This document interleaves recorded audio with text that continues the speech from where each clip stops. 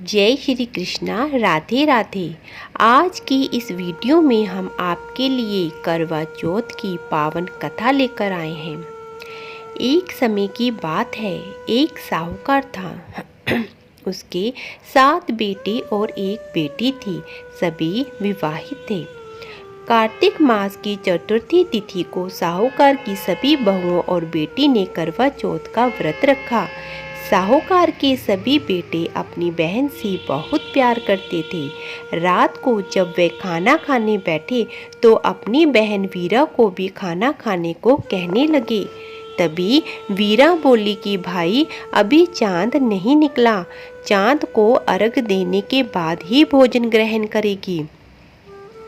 साहूकार के बेटे अपनी बहन से बहुत प्यार करते थे।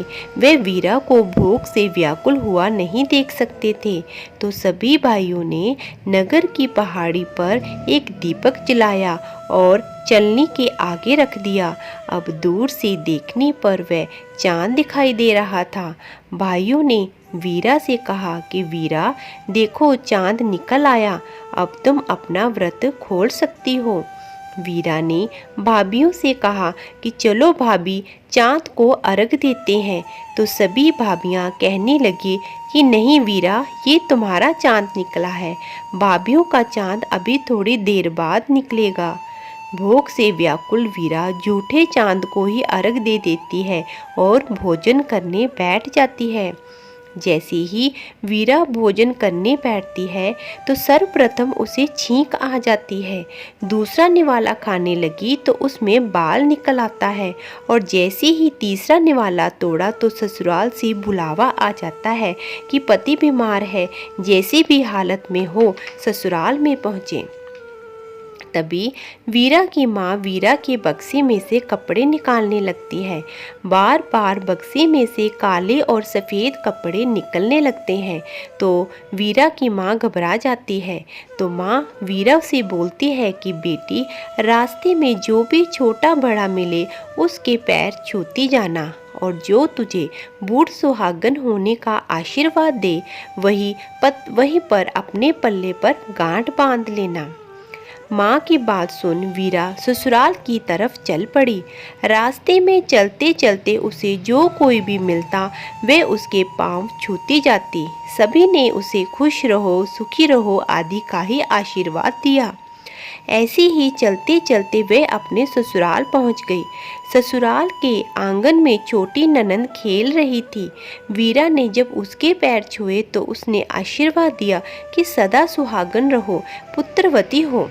वीरा ने उसी समय अपने पल्ले गांठ बांध ली। जैसे ही वे घर के अंदर गई तो देखा कि वहां उसके पति का शव पड़ा था और उसे ले जाने की तैयारी हो रही थी। वह बहुत रोई। जैसे ही उसके पति को ले जाने लगे तो वह वीरा रोती हुई बोली कि मैं इन्हें कहीं नहीं ले जाने दूंगी। जब कोई नहीं माना तो साथ जाने की जिद करने लगी। तभी सभी वीरा को साथ ले गए। शमशान जाकर उसने कहा, मैं इन्हें नहीं जलाने दूंगी। सब लोग उसे गालियां देने लगे कि पहले तो पति को खा गई, अब उसकी मिट्टी को भी खराब कर रही है। लेकिन वीरा नहीं मानी। वे वहीं अपने पति के पास बैठकर जोर जोर से रोने लगी। ये देखकर वहाँ पर सभी बड़ों ने निश्चय किया कि इसे यहीं पर एक झोंपड़ी डलवा दो और वे अपने मृत पति के पास बैठी रहे। वीरा वहीं झोंपड़ी में अपने पति के साथ रहने लगी। वीरा की सास उसे 2 वक्त का भोजन पहुंचा देती थी। वीरा हर चौथ का व्रत करने लगी और चांद को अर्घ देती और चौथ माता की कथा भी कहती। जब मगहर की चौथ आई तो चौथ माता बोली, करवा ले भाइयों की प्यारी बहन करवा ले, दिन में चांद उगानी करवा ले, घनी बुखाली करवा ले। वीरा तब चौथ माता से बोली कि तुमने ही उजाड़ी है, तुम ही सुधारोगी, मुझे सुहाग देना ही पड़ेगा। तब चौथ माता ने कहा, जब पोह की चौथ आए तब तुम उनसे कह देना, वह मेरी बड़ी बहन है, वह तुम्हें अवश्य सुहाग देगी। इस तरह पोह की चौथ भी आई। परंतु वे भी यही कहकर चली गई। फिर माघ की, फागुन की, चैत्र की, वैशाख की, जेठ की, आषाढ़ की, श्रावण की, भाद्रपद की चौथ आई, परंतु सब यही कहकर चली गई कि अगली चौथ से कह देना, वही तुम्हें सुहाग देगी। इस तरह सभी चौथ निकल गई। फिर अश्विन की चौथ आई। अश्विन की चौथ माता ने कहा कि तेरे से कार्तिक की चौथ माता नाराज है, उसी से तेरा सुहाग दिया जाएगा। उसी ने तेरा सुहाग लिया था, वही तेरा सुहाग वापस करेगी। उसके पैर पकड़ लेना और बैठ जाना। इतना कहकर अश्विन की माता चली गई। फिर कार्तिक की चौथ माता आई, गुस्से में बोली, भाइयों की प्यारी करवा ले, दिन में चांद उगानी करवा ले, घनी बुखारनी करवा ले, व्रत भांडनी करवा ले। ये सुन वीरा समझ गई कि ये कार्तिक की चौथ माता आ गई है और ये सब मुझे ही सुना रही है। वीरा ने जल्दी से चौथ माता के पैर पकड़ लिए और रोने लगी, हाथ जोड़कर कहने लगी कि हे चौथ माता, मेरा सुहाग तेरे ही हाथों में है, तुझे देना ही पड़ेगा। चौथ माता ने कहा कि मेरे पांव छोड़ पापिनी हत्यारिनी, तुझे तो भूख जल्दी लगती है, तू तो भाइयों की प्यारी है, तुझे सुहाग से क्या लेना देना। वीरा बार बार रोते बिलखते चौथ माता से विनती करने लगी कि हे मेरी माँ, मेरी से बिगड़ी हो, अब तुम ही मुझे सुहाग दोगी। बार बार विनती करती रही तो चौथ माता राजी हो गई। चौथ माता ने अपनी आंखों से काजल निकाला, नाखून में से मेहंदी निकाली और टीके से रोली निकाली और चिटनी उंगली का चीटा वीरा के पति पर दिया तो वीरा का पति जीवित हो गया। उसका पति बोला, बहुत सोया।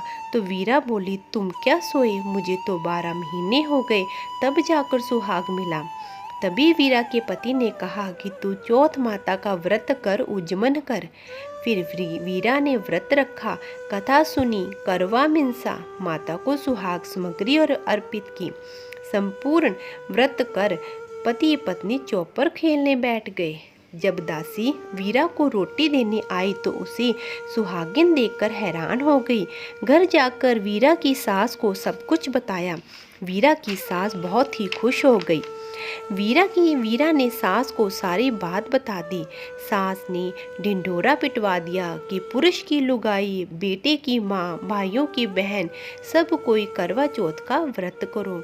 हे चौथ माता, जिस तरह आपने वीरा को सुहाग दिया वैसे ही सबको देना, हमें भी देना। कहानी सुनने वाले, कहने वाले और हुंकार करने वाले सभी को सुहाग देना।